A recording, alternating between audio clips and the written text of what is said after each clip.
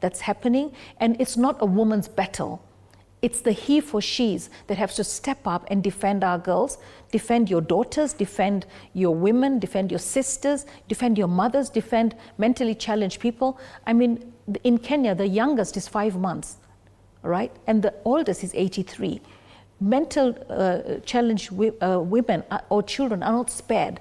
So we have a sick society. We've got churches and mosques and temples, but we still have a sick society. So we're failing in trying to raise the moral bar. We're failing in arresting perpetrators. And I mean, we had a case of Abigail in Kasarani. Abigail was brutally raped and killed in her own house. And she was living in apartments, not in the informal settlements, in an apartment. And she was raped in an apartment block where there were many other places. Somebody walks in, rapes her, kills her, slits her, and walks out. So I gave an award for anyone who can come up with an idea. They had a suspect. They felt that there was children who had seen a certain guy. Now, when I followed up on this case and we got the investigating officer, he told me, oh, we've arrested the guy, but we don't have reagents. So I'm thinking, you don't have reagents to match the DNA, the forensics. So the courts can tell you to hold the person only for 2 or 3 weeks. Reagents are coming from South Africa. How would we run out of reagents?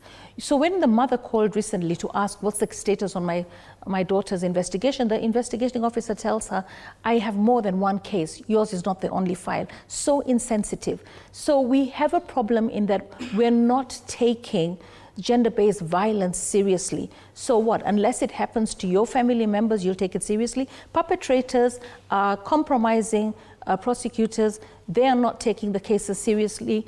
Nobody's arrested. I would like the DCI to give us a report on the last 100, 200, 300 cases, because every case is important. All the reported cases that we've had over the last 5 years, what success rate do you have? Where are these perpetrators? And then also repeat offenders. We have a forensic lab. Are we investing enough? Are we giving them more money? The thing is, if you have a bar in, let's say, Korogocho, where every weekend, every Wednesday, you have rape victims, and you're not tying them together, then you have serial rapists, and you're not arresting them because we collect the forensic, we collect the DNA, but nobody's picking it up, nobody's doing anything about it. So for me, I really think the people that are entrusted to investigate and arrest and take out these criminal elements from our society are failing women, they're failing children, and they're also failing boys and men, because boys and men are not spared. There's also sodomy going on in our country.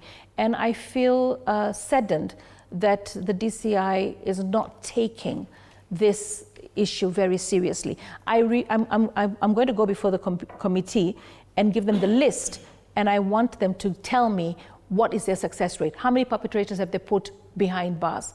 I don't believe that they're doing a good job. People have been killed. We know the killer. He gets out on bail. I think we also have to look at our laws. I know that the Bill of Rights says that every offense is bailable. I think sexual gender-based violence, when the perpetrator is so clearly known, should not be bailable.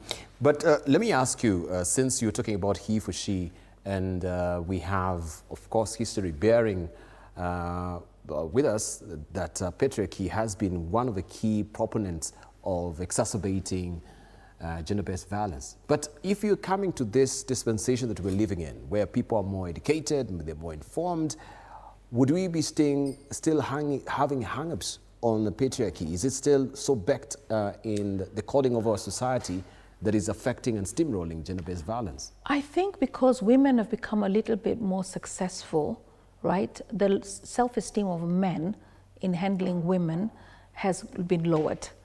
But I feel the boy child is no longer guarded or guided by the father. We've got a lot of single moms. Men are planting seeds everywhere and moving on. It's become like a sport. Just go knock them up one after the other. You've got your kids everywhere and you don't care.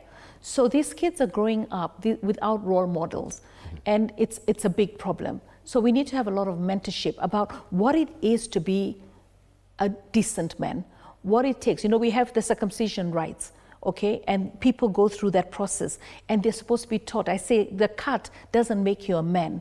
It's the shaping of your character that makes you a man.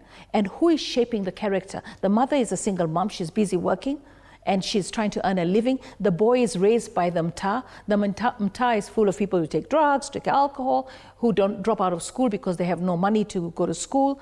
So it's a vicious cycle of wrong. And I feel it needs a collective effort. The whole society needs to come together to understand that we're responsible for each other. But for me as a leader, every time I have an event in this city, I have to deal with 200 or 300 young youth that come, stay on my car, push and shove because they want to get money from you. It's become like a norm. That's goonism. And that is wrong. And half of the guys that come and do that, right, they want money, and it's extortion. And it's extortion to you buying your safety within that environment. And we seem to think it's politically okay.